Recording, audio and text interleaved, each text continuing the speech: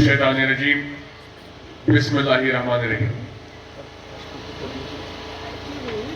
हमारे यहाँ इस मजलिस की जिस सब के लिए हम यहाँ जमा हुए हूँ, मुज़फ़्फ़र साहब, मास्टर साहब, यूसुफ साहब, यहाँ स्टेज पे बैठे हुए तमाम लोगों को, तमाम पार्टी के तंजीम के जुमा को, और आप सब लोगों को मेरा अस्सलाम वालेकुम।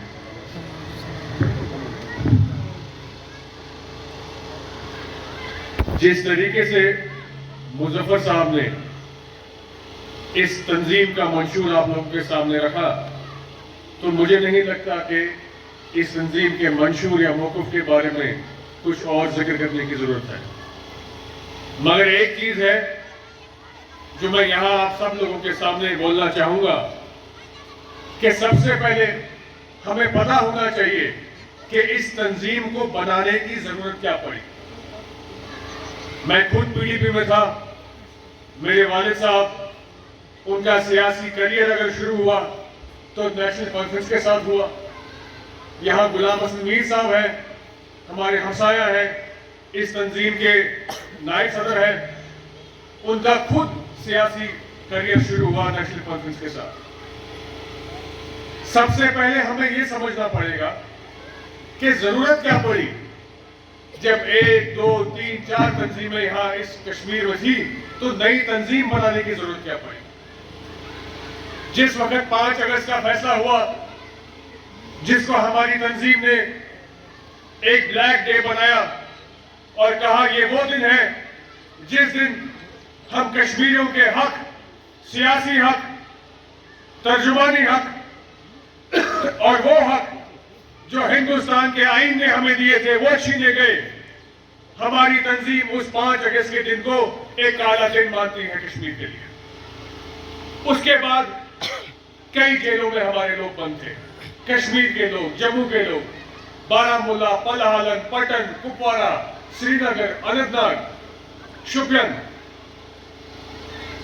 तो ये 5-6 लोग जमा हुए, ये खुद भी हाउस अरेस्ट में थे। मरहले के हिसाब से लोगों को छोड़ा गया।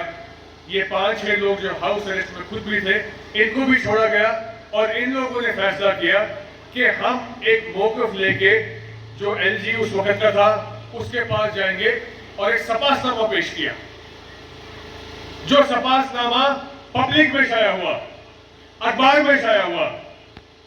और सबसे पहली चीज यहां यह थी कि 5 अगस्त का जो फैसला है ये हमको नामंजूर है। दूसरी बात यह थी कि जो लड़के हमारे बाहर की जेलों में बंद हैं, जम्मू में बंद हैं, इनको आप वापस लाइए। तीसरी शर्त यह थी कि जो नौकरी और जमीन का तहफ़्फ़ुज़ आज तक हमें दिया गया था वो बरकरार रहना चाहिए। यह सपासनामा लेके हम एलजी के पास गए थे। अभी हम वहां से वापस ही आ रहे थे कि पीडीपी की तरफ से इन तमाम लोगों को तंजीम से निकाला गया। मैं सबसे पहले आज पूछना चाहता हूं पीडीपी की लीडरशिप से, क्या जो सपासनामा हमने उस वक्त एलजी साहब को पेश किया था, क्या वो गलत था? क्या वो कश्मीर की आवाम की बहबूदी के लिए नहीं था? क्या वो हम लोगों की हिफाजत के लिए नहीं था? अगर नहीं था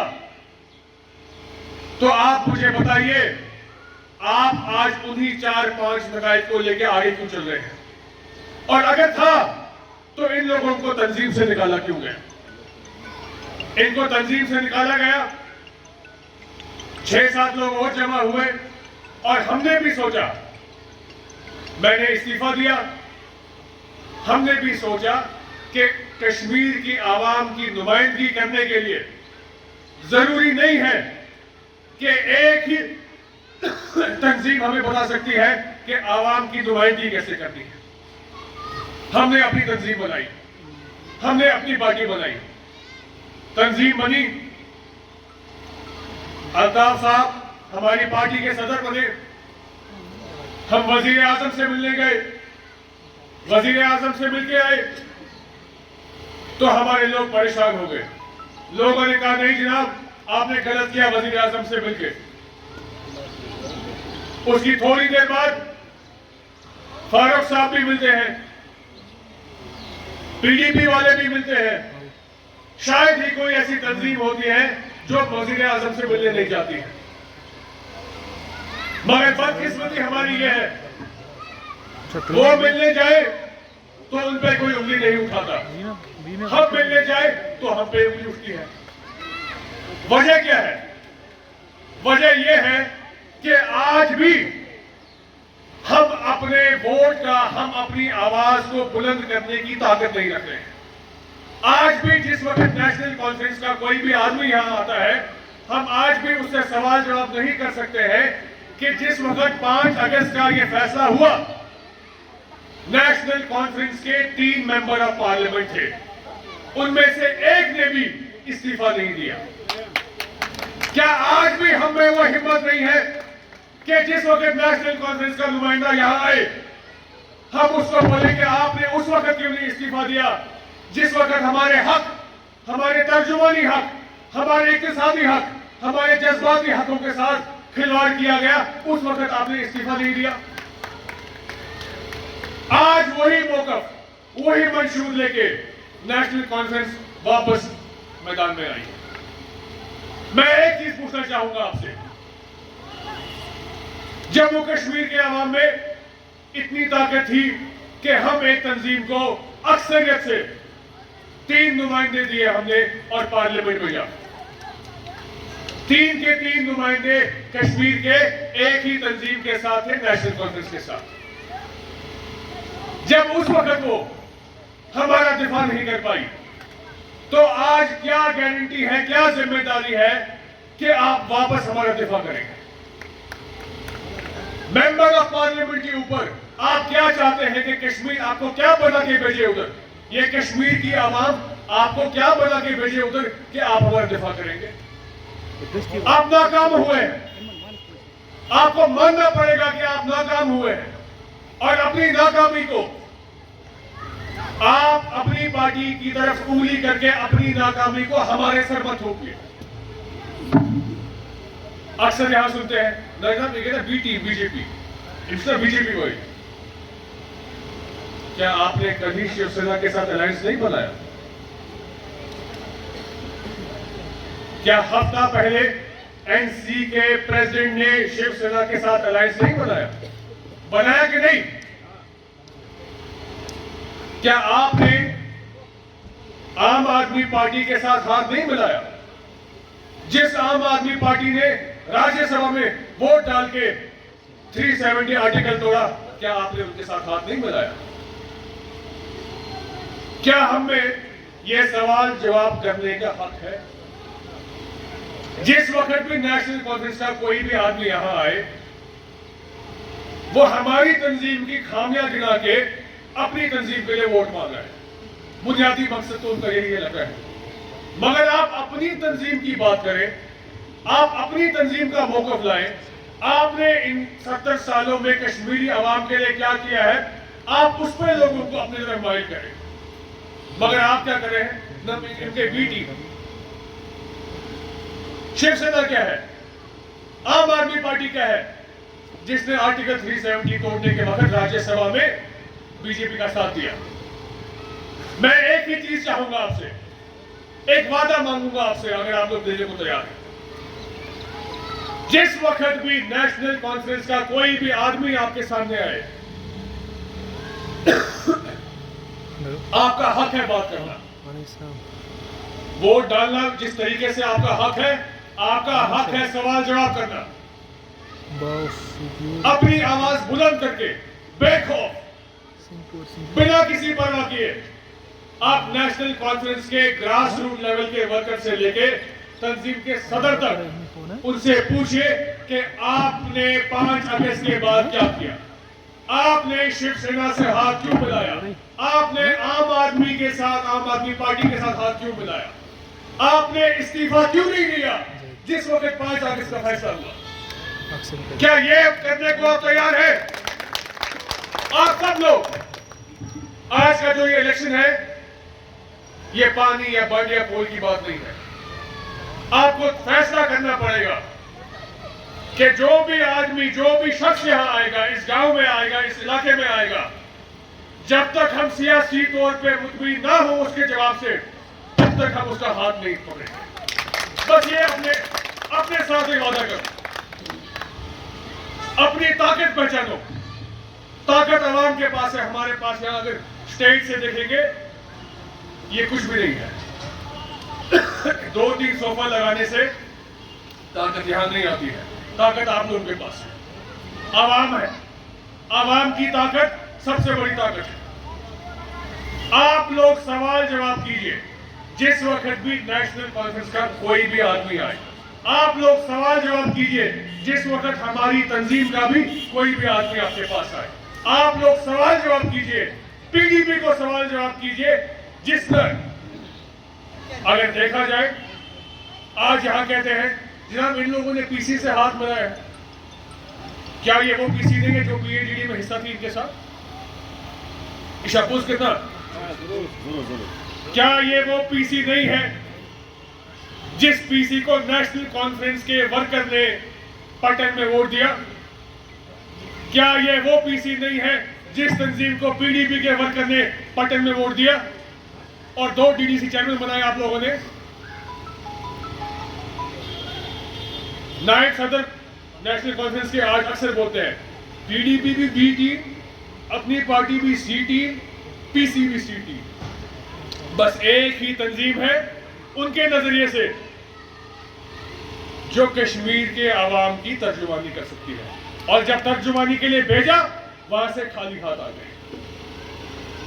बुनियादी मकसद सियासी सिस्टम का क्या है कि सियासत में मुतबादल होना जरूरी है। नेशनल कॉन्फ्रेंस एक वो तंजीम है जो आज सियासी मुतबादल पैदा करने से डर रही है।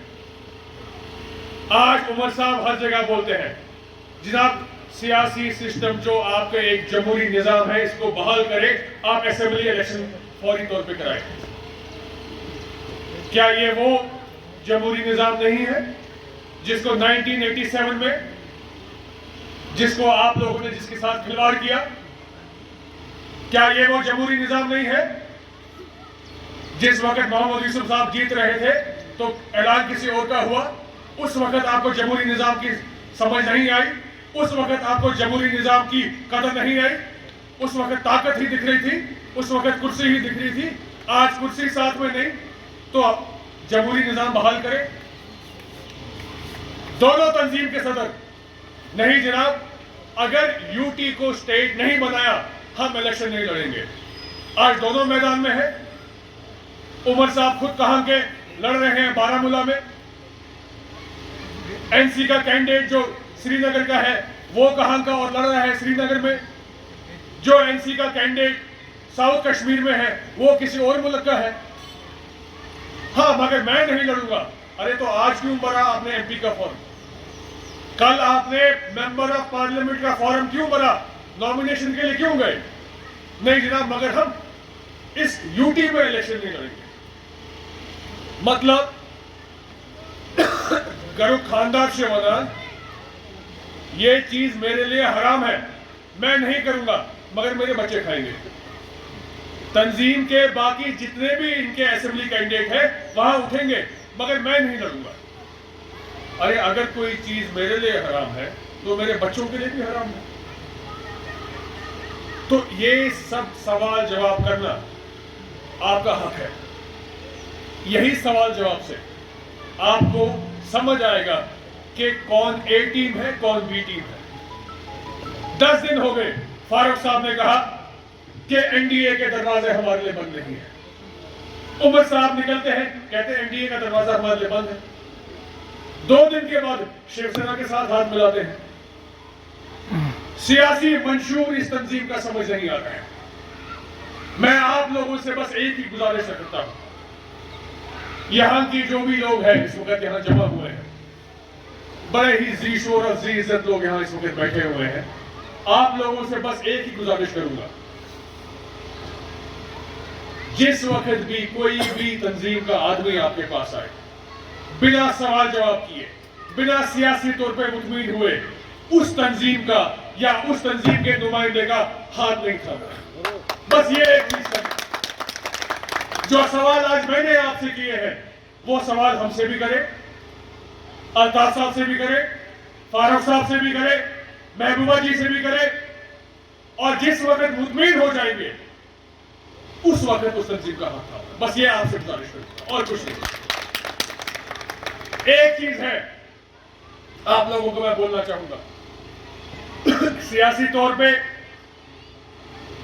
कश्मीरी आवाम के साथ हमेशा जज्बातों की पॉलिटिक्स की गई है, हमेशा। आज हमें नींद से जागने का वक्त आ गया है, आज हमें उठने का वक्त आ गया है, और हमें अपने इंशाल्लाह इस सियासी, मैं कहता हूं, जो हमने एक मुकाम अचीव किया था, एक हमने जगह बनाई थी, उसको वापस आना है। अल्ताफ साहब इस वक्त अगर लड़ाई कर रहे हैं अपने घर के लिए नहीं कर रहे हैं। दिलावर मीर साहब अगर लड़ाई कर रहे हैं अपने घर के लिए नहीं कर रहे हैं। हसन मीर साहब अगर लड़ाई कर रहे हैं अपने घर के लिए नहीं कर रहे हैं। मुजफ्फर साहब ने जिस वक्त ये तंजीम का हाथ जोड़ा, हाथ थामा, एक ही शर्त थी उनकी कि मेरे साथ जुड़े हुए जो भी लोग हैं उनकी इज्जत होनी चाहिए। मैं आप सब लोगों को, यहां बशीर साहब हमारे आए, इन्होंने तकरीर की, समझ नहीं आता मुझे जिस बेपाक तरीके से ये तंजीम बन रही है, या तो इन लोगों को डर है कि आने वाले वक्त में हम एक बहुत ही मजबूत सियासी मुतबादिल बनेंगे जो इनको गवारा नहीं, या तो उमर साहब ये चाहते हैं कि जम्मू कश्मीर में एक ही तंजीम रहे। तो बहरहाल ज्यादा वक्त नहीं लूंगा आपका, बस ये उम्मीद रखता हूं कि जिस भी वक्त कोई भी सियासी पार्टी या सियासी लीडर यहां आए, आपका सवाल जवाब करने का हक, अपनी आवाज बुलंद करने का हक और अपनी नुमाइंदगी करने के हक किसी और को देने से पहले सियासी तौर पे मुतमीन हो जाइए, पूरा समझ के, सोच के उस तंजीम का दामन थामिए। शुक्रिया।